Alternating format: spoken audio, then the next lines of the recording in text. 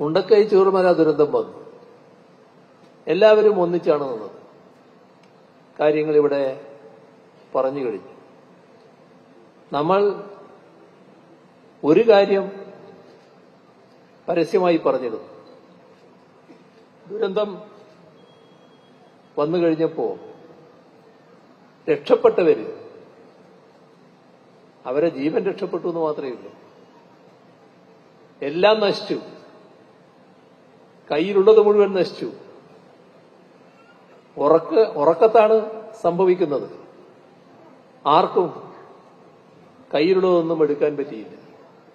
അപ്പോ ഇട്ട ഉടുവസ്ത്രം മാത്രം. സ്വാഭാവികമായും അവരെ സഹായിക്കാൻ ഉദാരമതികളെല്ലാം മുന്നോട്ട് വരും. പക്ഷേ ആ ഘട്ടത്തിൽ ആദ്യ ദിവസം കഴിഞ്ഞപ്പോൾ തന്നെ സർക്കാർ നൽകിയ ഒരു മുന്നറിയിപ്പുണ്ട്. അത് ഈ സഹായം എന്ന നിലക്ക് വസ്ത്രങ്ങളും മറ്റും അയക്കുമ്പോൾ ഉപയോഗിച്ച് പഴകിയ വസ്ത്രങ്ങൾ ആരും അയക്കേണ്ടതില്ല. എന്താ അത്? ആ മനുഷ്യരോടൊരു കരുതലിന്റെ ഭാഗം തന്നെയാണ്. നമ്മൾ ഉപയോഗിച്ചുപേക്ഷിച്ച പഴയ വസ്ത്രങ്ങൾ ധരിക്കേണ്ട ഹതഭാഗ്യരെല്ലാവരും. അവർക്ക് മാന്യമായ വസ്ത്രധാരണത്തിന് സൗകര്യമുണ്ടാവണം. ഉപയോഗിച്ച കാര്യങ്ങളൊന്നും ഇങ്ങോട്ട് അയക്കരുത് എന്നതുകൊണ്ടാണ് പറഞ്ഞത്. അത് ദുരന്തബാധിതരുള്ള കരുതലിന്റെ ഭാഗമാണ്. ഇവിടെ പറഞ്ഞു അവർക്ക് സഹായം നൽകുന്നതിന് ആവശ്യമായ എല്ലാ സൗകര്യങ്ങളും ഒരുക്കി. ഒരു സംശയമില്ല, നാട്ടിലുള്ള എല്ലാവരും അതുമായി സഹകരിച്ചു. വിവിധ കേന്ദ്രങ്ങളിൽ നിന്ന് സഹായം എത്തിച്ചേർന്നു. അതൊന്നും വില കുറച്ച് കാണേണ്ടതില്ല. ഇപ്പോ ഉണ്ടായ സംഭവം ആശ്ചര്യകരമായതാണ്. ഒരു പഴയതും കൊടുക്കാൻ പാടില്ല എന്ന സമീപനം സ്വീകരിച്ച ഗവൺമെന്റിന്റെ ഭാഗമായി നിൽക്കേണ്ട ഒരു പ്രാദേശിക സർക്കാർ,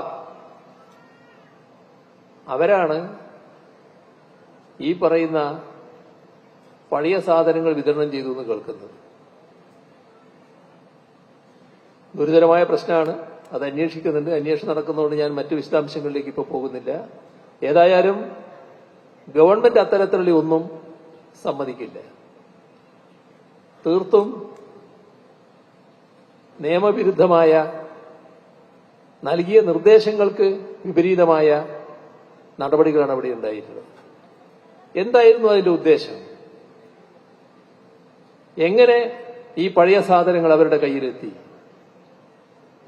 ഇതെല്ലാം പരിശോധനയിലൂടെ കണ്ടെത്തേണ്ട കാര്യമാണ്.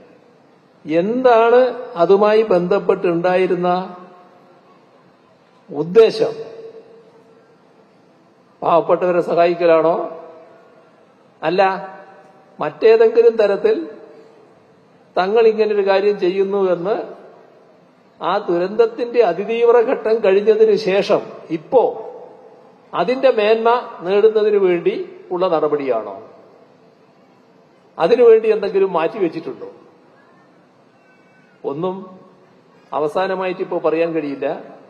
എങ്കിലും ഇതെല്ലാം പരിശോധിക്കപ്പെടേണ്ട കാര്യമാണ്. അതുകൊണ്ടാണ് വിശദമായ പരിശോധന നടത്താൻ